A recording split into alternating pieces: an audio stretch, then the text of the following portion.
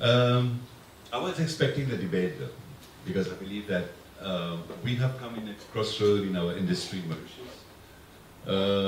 I know there have been economic crises around, Mauritius not spared from that.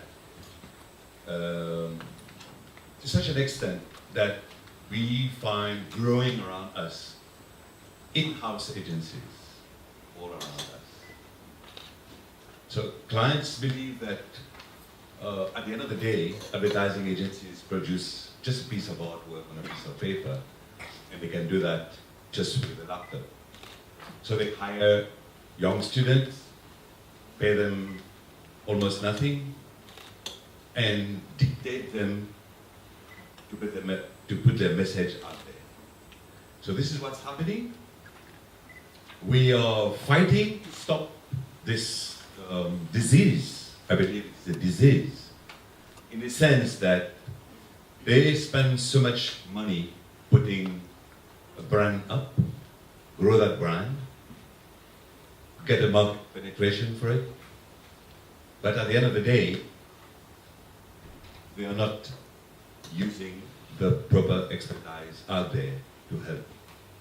Marketing people are now geniuses in companies. They believe they know it all. They do media planning. They know media better than media agencies. They buy their own media. They have their own designer in-house. They deal with suppliers directly. So at the end of the day, they just use us for our brand. Because this is the part they don't have. They don't have, I repeat. Why do you think we agencies still exist? Because they need our brain. That's what they do. And they will pick up what they need to run their business. I'm going to show you, because I'm going to make a parallel of what life is all about. What life is all about and what the relationship with an agency as a client is all about. Right? Just a short film. I don't know how many agencies are there and how many clients are there. I mean, this is what we live in presentation our whole life. It's like that. Our whole life. We spend 2/3 of our time convincing client rather than creating for them. So 2/3 of our presentation is convincing them. I would change that word into begging them to believe in us. Allez.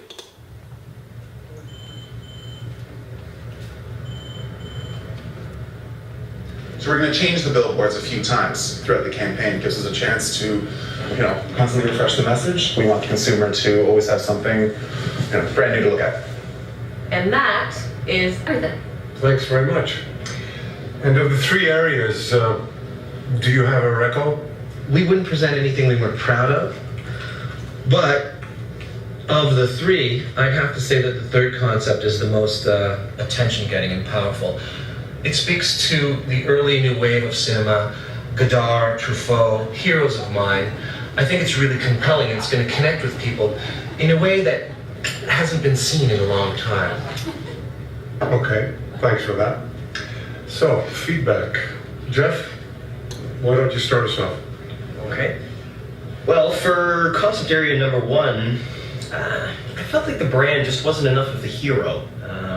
The brand is just not coming through in a strong enough way. Concept area number two was too much on the problem instead of the solution. I feel like we should be spending more time explaining the benefits of our creative. Didn't feel like it was on brief. Actually, I'm surprised that you'd say that, because I think that's the one that delivers the brief in the strongest possible language. I have to agree with Greg. In fact, we showed it around the agency, and that's the one that clearly came out on top. So I fully support what Greg is saying, because it's based on target audience reaction. Actually, with concept number three, I think that it could be quite polarizing. There are some people who might not appreciate the sense of humor, especially given the current economic climate. People are very vulnerable right now, and we have to be sensitive to that. Do you have any executions that are more toned down? We could definitely look into that. I personally think that if it gets too watered down, you're going to lose so much of what makes the campaign interesting. On print executions, I don't think we're giving the product enough attention. The problem is, if it's too big, it's really going to compete with the other elements on the page. Right now, there's a good balance happening. Yeah, and I think the ad should have stopping power so consumers want to spend time with it. Right. Okay, let me share my thoughts. First, I'd like to say I can see that you did a tremendous amount of work in getting ready for today's presentation. But I don't think we're quite there yet.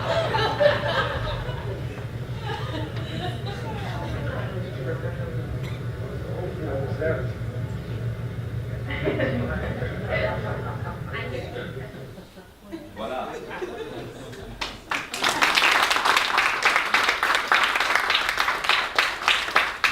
So you see, this is our life.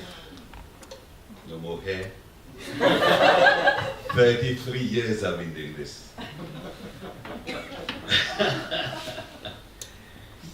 You know, an agency in this client is like a wife and a husband. It's like a mom and a dad. And in between, there's the child. And the brand is the child. We need both parents to grow this child. Nobody can say, it's mine, although it does happen in our everyday life. Looks better, looks more like me than you, this kind of thing. So he's intelligent like me. So who owns the child? Mom, dad, or the society? What happens is that when mom and dad argue, the child suffers. It happens the same way with the brand. It's like, who owns the brand? The client, the agency, or the consumer? So, listen to that. A brand, like a child, is created by two partners. This is what we normally call a love affair. It's normally a pitch. In our jargon, it's a pitch. So we call 3-4 agencies. I mean, I don't know if it happens in everyday life, if it is the husband call 4 or 5 potential wives, ask them to, and then choose. But in our world, yes, it does. So they would run 3 or 4 agencies and choose one. But once the agency is chosen, we call it a love affair. They both love each other, like, calling each other, sending SMS. This is what happens. When we have a child, we both choose the name together. Husband and wife, mom and dad sits together and choose the name. In our jargon, we call it naming. Very often a company will come to us and say, okay, I have a new product, we need a name for that. This is called naming. We dress him up. We give him a distinct style together. This is called visual identity. This is where you get the logo and the colors and all those things. When a child is sick, both partners are worried. And this is where, in our jargon, we say we run a brand audit. So we go and see what is going on, how do we address the situation. We choose the schools together.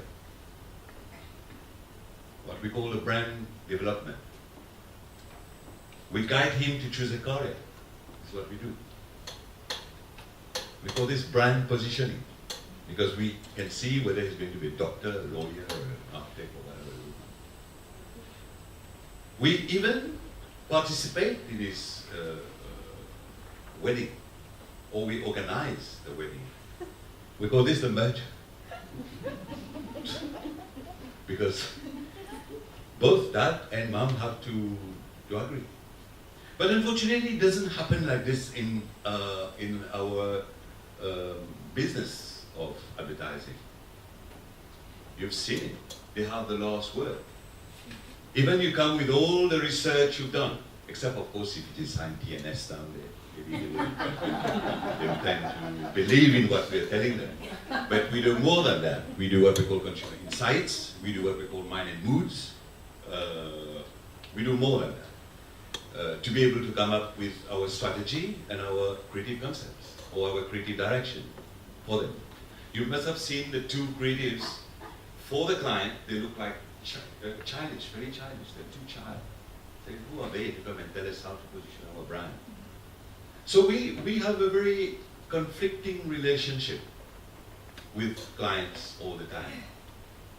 What is happening in our industry today? I mean, with the client, it's the CEO's role to market his brand, to control his brand. Unfortunately, today CEOs are looking after investment, operations, and they leave it to the marketing department. And within the marketing department, unfortunately, we see, I'm not against young people, but we see very young people just coming out of university without any local experience directing agencies on the brand instead of the CEO himself driving the brand. So we believe, I'm not here to give any advice or whatever, I'm here just to tell you what's going on and things needs to be addressed very quickly before Marketing Mad or Hutchings tell us, guys, there are opportunities in Africa for you to open a shop. So we have to get our things right here first. And in this very highly competitive world we are living in, we more than ever need experts by our sides. We can't rely on students. Sorry again. You get a certificate in the university, but you need to have hands-on experience, you need to understand the market. It's a battlefield. There's a war out there. Don't think you come with your certificate and say, I'm ready to do it. No, you're going to kill the brand. Actually, this is what people are doing now. They're killing their own brand. By trying to save money here and there, by trying to cut down. Please, we have experts in this country. We work over Africa. We work over Madagascar. We work in DRC. We work in Cameroon. People believe in us. So please, trust your agency. If you let them fly, you will fly with them. This is what I have to say. Thank you.